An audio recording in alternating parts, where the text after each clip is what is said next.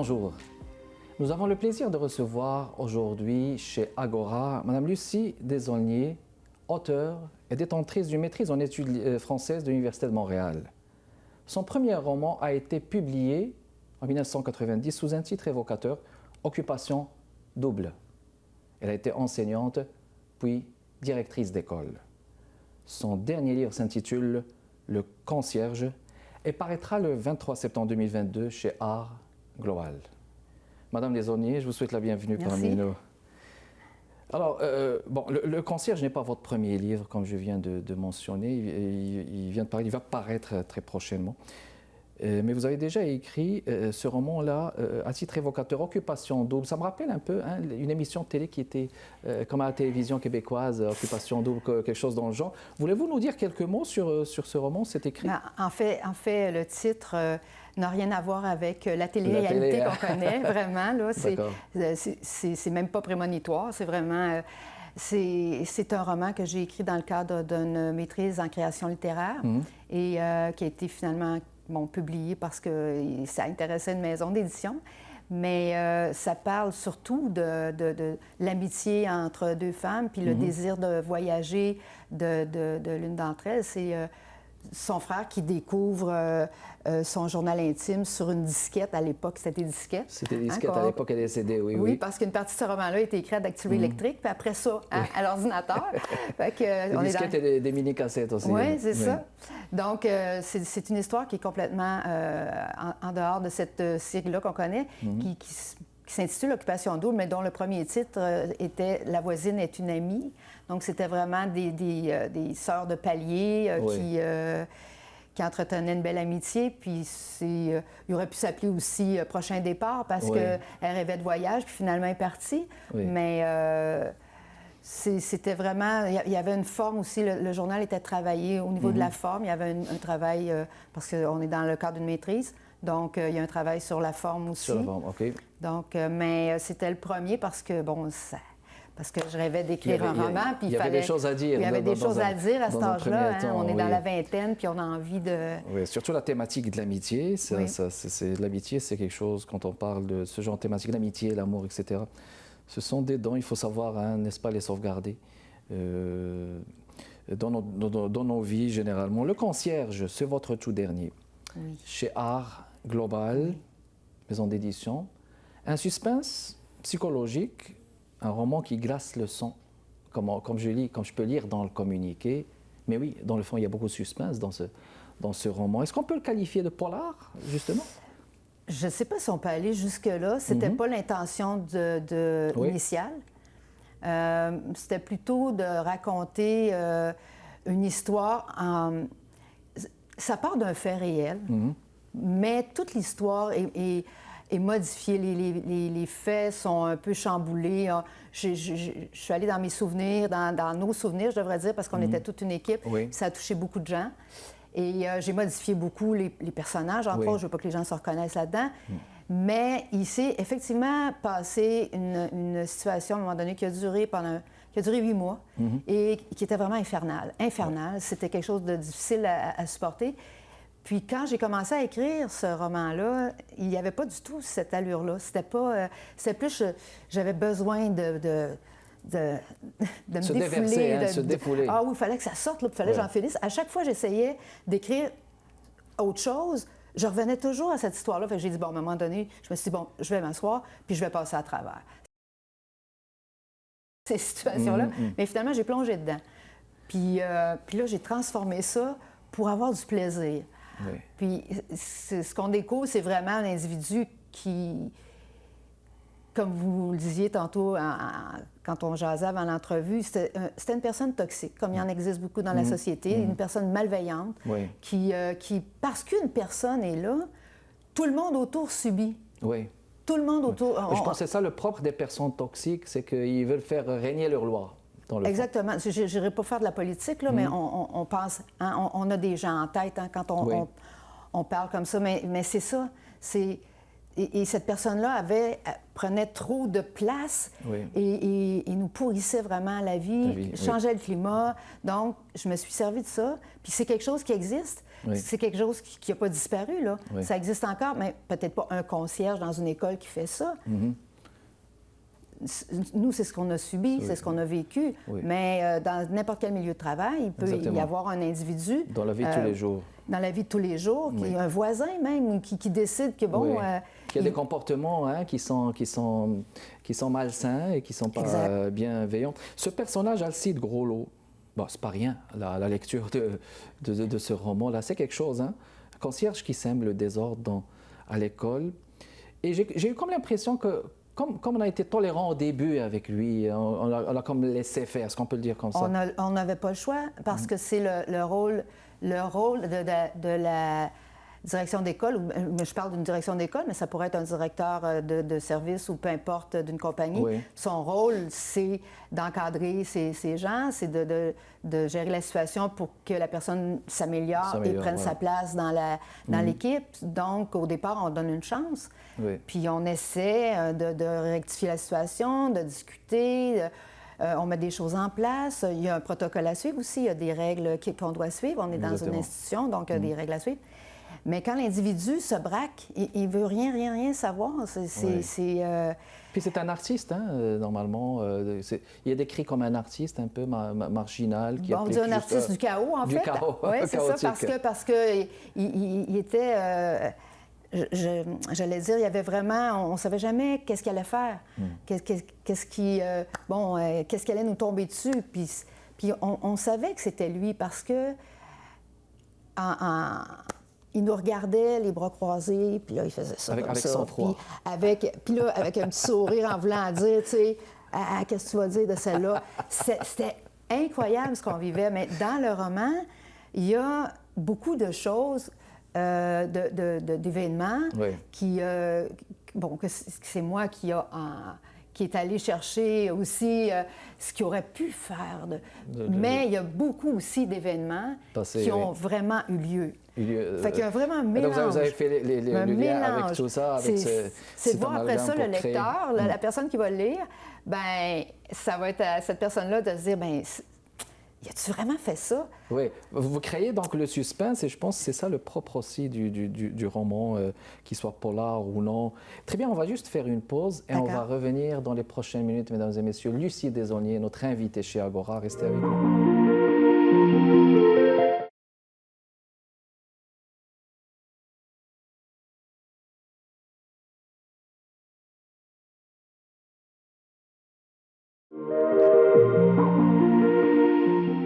De retour avec vous, mesdames et messieurs, chez Agora, nous recevons aujourd'hui une autrice, qui vient de publier un roman, Le Concierge, chez Art Global. Madame Lucie Desaulniers, présente avec nous, on va continuer la conversation avec elle concernant ce roman. Je suis fasciné par ce passage. Je vais le lire, si vous permettez, à la page 27, sur Alcide Groslot. Alcide Groslot remâchait ses frustrations dans la noirceur de son local. Il ignora les appels et les coups frappés à sa porte, s'alluma une cigarette en se fichant du règlement. Quand on le cherche, l'école était sens dessus-dessous, les poubelles débordaient, les piles de manuels scolaires, les boîtes d'objets dont on voulait se départir. Des chaises cassées qu'il lui faudrait réparer traînaient dans les corridors. Une enseignante avait envoyé ses élèves laver leurs casiers. Il entendait le caillou à travers la cloison, comme si un troupeau de moutons avait été lâché dans la cafétéria. Depuis des jours, on bousillait sa routine de travail. Il courait à droite, à gauche, pour essayer de satisfaire tout le monde. Alors, moi, dans un premier temps, le trait de personnalité que j'ai vu ici, c'est quand même un peu dépressif, mais il doit y avoir d'autres traits de personnalité. Quels sont ces traits que vous avez essayé de mettre dans ce personnage, Madame Desaulniers? En fait, c'est quelqu'un qui avait de la difficulté à communiquer avec les autres. Donc, pour moi, c'est une personne asociale qui a de la difficulté à entrer en relation avec les gens. Et il y avait aussi de la misogynie dans son comportement. Ah, d'accord. Beaucoup. Le nombre de fois que j'ai entendu dire elle ne viendra pas me donner des ordres, puis elle ne me bossera pas. C'était ça le propos. N'aimait pas les femmes. C'était comme ça, c'était cru comme ça. Puis vraiment avec des regards puis à regarder passer comme ça, puis il nous déshabillait des yeux, c'est pas compliqué. Fait que il y a vraiment une part de réalité mélangée à de la fiction, mais ça pour moi, je peux pas me l'enlever de la tête parce que c'était là, puis c'est allé jusqu'à la peur. Tout le monde avait peur. Ouais. Fait que c'est ça qui ressortait, puis on était un peu comme comment se défendre contre un individu comme celui-là. Mais qui se cachait dans son local pour fumer, il fumait pas. Moi, c'est parce qu'on n'a pas le droit de fumer dans les écoles. Puis comme cet individu-là était vraiment faisait tout pour faire le contraire de ce qu'il fallait faire, là, finalement, ben j'ai amplifié les choses. Puis je me suis amusée parce que parce que quand j'ai commencé à l'écrire, j'avais des notes, moi, Prise de notes, oui. que j'avais prises en arbitrage, parce qu'après ça, il a fallu aller en arbitrage avec toute cette situation. Oui. Et puis, il y avait 22 témoins qui sont venus. Et 22 témoins syndiqués là, qui viennent témoigner de cette situation-là et qui m'appuient dans la démarche faut faire quelque chose. Donc, non, c'est ça ce que je disais, c'est que j'ai perdu le fil. C'est-à-dire qu'il y avait des témoins, mais surtout, ces témoignages, est-ce qu'ils étaient pour lui ou contre lui, je veux dire? Non, c'est ça, il était contre lui. On essayait de démontrer ce qu'il faisait. Oui, 22, c'était vraiment la totale. Non, ce que j'allais dire, c'est que quand j'ai commencé à écrire sur ce sujet-là, que je repoussais tout le temps, j'ai essayé d'écrire autre chose. J'ai un manuscrit que j'ai envoyé... J'ai pris 2-3 ans à travailler dessus, puis ça revenait toujours, cette histoire-là. Puis il y a des gens qui me disaient « Pourquoi t'écris pas? Pourquoi t'écris pas sur cette histoire-là, Lucie? Lâche ça, là, ce que t'es en train de faire. Puis, vas-y, puis parle de l'école, puis parle-en. Oui. » Puis là, j'ai plongé dans l'histoire, puis j'ai relu ces notes-là que j'avais, et puis ça venait me chercher, là, ça m'angoissait tellement on avait vécu des choses fortes. Oui. Fait qu'à un moment donné, j'ai fait un petit voyage, je suis revenue, j'ai continué. Puis comme ça, petit à petit, j'ai été capable de raconter en m'amusant, puis en déconstruisant un peu. J'ai pris l'histoire, puis j'en ai fait une autre pour que ce soit plus amusant, plus ludique. Il y a un peu d'humour là-dedans aussi. Puis, tu sais, je me dis, il faut sortir de ces vieilles histoires. Tu sais, on puise là-dedans, puis tout d'un coup, il y a une flamme, puis il y a quelque chose d'autre qui s'allume, puis qui vient raconter l'histoire en parallèle et tout autre, puis ça fait du bien. Ça fait du bien, exactement. Oui. Ça soulage, dans le fond. Moi, ce que j'ai remarqué, justement, c'est que c'était quelqu'un qui voulait toujours gagner. Il n'accepte pas la perte, là. Regardez, page 68. Assis en face de sa patron, les bras croisés, formant un bouclier contre tout ce qu'elle s'apprêtait à lui dire, Alcide affichait le demi-sourire de la victoire. Toujours. Donc, c'était quelqu'un qui n'acceptait pas la perte. La description, je veux dire, les personnages qui sont autour, là, qui naviguent autour, j'ai tout fait pour que les gens ne se reconnaissent pas là-dedans, OK? Mais lui, cette personne-là, c'était difficile d'en inventer un autre. C'était tellement ça. C'était tellement lui, les bras croisés comme ça, qui te regardait, puis qui faisait... vraiment... Puis avec les enseignantes. Ah ben oui, avec les enseignantes, c'était menaçant. Ben oui, oui, c'était menaçant. Oui, c'était menaçant parce que dans une école primaire, bon, peut-être dans d'autres écoles aussi, sans doute, là, mais surtout une petite école comme ça, tout le monde se connaît, puis c'est familier, il y a une belle harmonie, on se taquine, tout ça. Puis quand la cloche sonne à 4 heures, tout le monde ne part pas en courant, là. Oui. Ils placent leurs choses, ils placotent, ils échangent des idées, ils viennent me voir. Bon. Là, c'était plus ça. Il avait peur de rester. Il avait peur de rester à l'école pour tomber sur le concierge. Oui. Parce que quand les enfants s'en vont, c'est là qu'on balaie puis qu'on vadrouille dans les classes. Il n'y a personne. Oui. Donc, lui, il rentrait dans les classes. Il y avait quelqu'un qui était toute seule. Bien là, tout de suite, il allait la déranger, il parlait, parfois tenir des propos menaçants. Puis les enfants, leur réaction, comment ils étaient avec eux? Bon, il est asocial, on vient de le dire. Mais les enfants, apparemment aussi, c'est beaucoup plus sensible. Est-ce qu'ils ne voyaient rien? Bien, ça, j'en ai pas. J'ai fait attention de ne pas trop en parler. Mais il a tenté à plusieurs reprises de monter les enfants contre Ils disaient qu'on était des sorcières, puis des choses comme ça. Là. Mais tu sais, je suis pas allée là-dedans, je suis pas allée jouer. Non, parce que les enfants, ils ne savaient pas vraiment, mais le ressenti des enfants, qu'est-ce qu'ils pouvaient être s'ils ressentaient, mettons, qu'on était sur nos gardes. Oui, mais c'est parce que, bon, peut-être bien que toute personne toxique, elle peut aller jusqu'au bout, peut-être en étant discret, sournois, retiré, on ne sait jamais. On va retourner à la discussion. On va le faire après cette pause, mesdames et messieurs. Restez avec nous. Notre invitée de ce jeudi, madame Lucie Desaulniers, qui vient de publier ce roman, Le Concierge, chez Art Global. On vous revient tout de suite.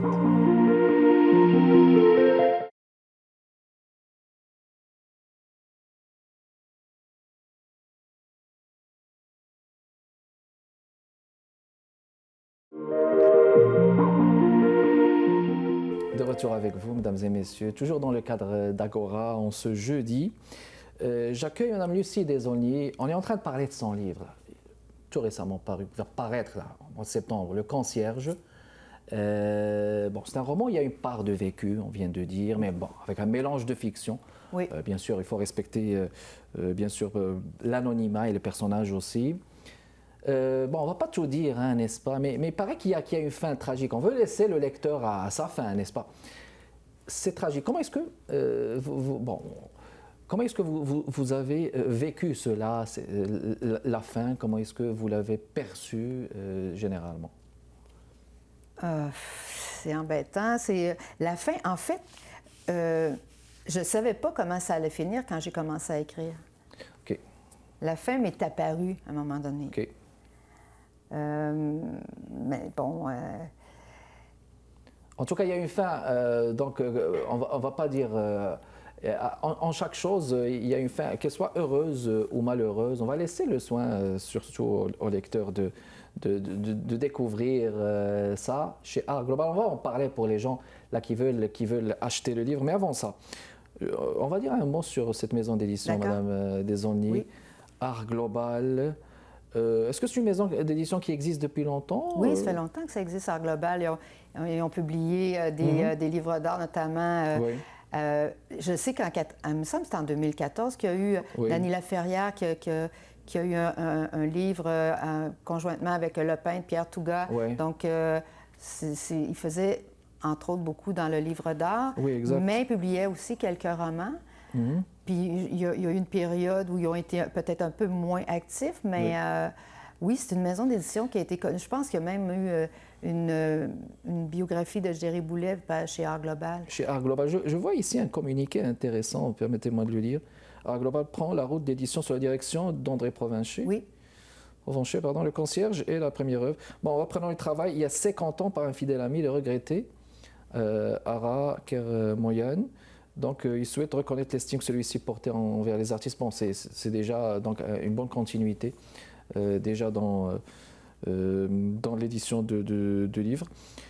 Qu'est-ce que l'écriture de ce livre vous a apporté? Mon doux, l'assurance que je ne fais pas fausse route, parce que ça fait des années que j'ai l'impression de vivre, en parenthèse, une profession, vivre dans de me réaliser dans une profession tout en rêvant de continuer l'écriture. Puis c'est très difficile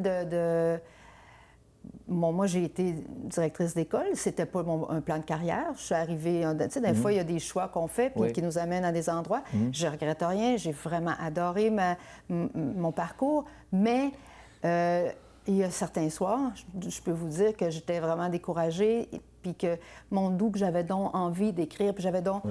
Je retombais dans ça, mais je ne pouvais pas continuer. J'avais juste des débuts. J'arrivais parfois pendant les vacances, bien là, ça repartait, mais là, il fallait que je retourne travailler, donc je ne pouvais pas continuer. Fait qu'il y avait toujours cette insatisfaction-là. Je me disais, bien, à un moment donné, je vais écrire. À un moment donné, je vais avoir du temps, je vais écrire. Oui. Puis là, j'ai devancé ma retraite en me disant, là, t'as encore l'âge puis la santé, vas-y. Attends pas de ne plus être en forme, vas-y. Fait que c'est comme si le fait qu'un éditeur croit en moi, puis... aimer le livre, puis ait envie de le défendre, pour moi, c'est comme, je me suis pas trompée, je suis encore sur les rails, puis oui, j'ai raison de continuer à écrire, puis oui, j'ai envie d'en écrire un autre, puis c'est ça ma vie. Comme projet d'avenir, oui. Oui. Puis avec ces personnages qui sont bien décrits, il y a une diversité quand même de personnages. Qu'est-ce qui vous rapproche de ces personnages en écrivant ce livre? Est-ce surtout la dénonciation? C'est quoi qui vous a rapproché le plus? La dénonciation de la situation, oui. de cette... pas tant. En fait, j'aime profondément les gens en général. Okay. Et je m'attache énormément à mes équipes, aux gens avec lesquels je travaille. Les équipes écoles, vous voulez dire? Les équipes écoles.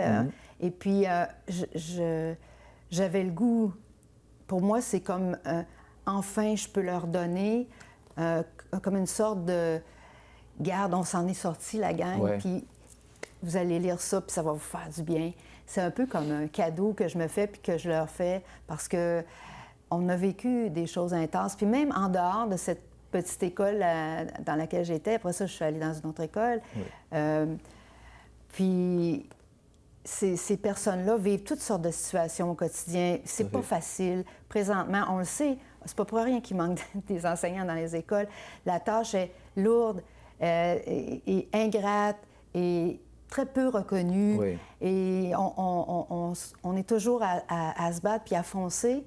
Et on travaille fort. Puis je pense que j'avais envie qu'on sache un peu comment ça se passe aussi dans une école primaire. Parce que quand on lit ça, on se rend compte qu'il y a toutes sortes de petites anecdotes qui ressortent aussi qui, en dehors de ce que peut faire Alcide Groslot, bien, il y a le quotidien. Puis le quotidien, de chaque jour, c'est exact. chaque jour, il y a des situations, puis il y a des enseignantes extraordinaires. Puis je voulais le démontrer qu'il y avait des gens extraordinaires aussi. Donc c'était ça aussi. Mais ça, c'est la preuve aussi que l'écriture est une, j'allais dire une thérapie, hein, une façon de faire son deuil à travers l'écriture. Et ça a toujours été comme ça. Le concierge de Lucie Desaulniers, mesdames et messieurs, publié chez Art Global. Bon, je viens de dire qu'il va paraître le 22 septembre, si je m'abuse, c'est bien ça? Oui. Donc les gens qui voudraient l'acheter, est-ce qu'ils s'en vont carrément dans la maison d'édition? Ils peuvent passer en librairie. Il y a aussi... moi, je suis à Saint-Jean, donc il y a une séance de signature à la librairie moderne le 24. Qui serait prévu. Qui est prévu, puis il y a un lancement le lendemain, le 25 aussi. Mais je sais que le 22 ou le 23, là, il va être en librairie. Il va être en ligne aussi pour les personnes qui préfèrent lire la version qui aimerait, donc, numérique. Alors, c'est ça. C'est un petit roman qui se lit assez bien parce que c'est pas une brique. Oui, il est fluide. Là, je peux le confirmer, de l'avoir lu en entier. Bon, peut-être c'est mon métier aussi de lire d'un trait. Hein. C'est pas si évident que ça, pendant toute une nuit. Bien. Alors, merci beaucoup d'avoir répondu à notre invitation. Ça m'a fait plaisir. Merci à vous. Merci. C'était tout le temps qu'on avait. Merci beaucoup de votre continuel intérêt, mesdames et messieurs. Kamal Benkiran avec vous de chez Agora. Prochain rendez-vous le jeudi prochain. Au revoir.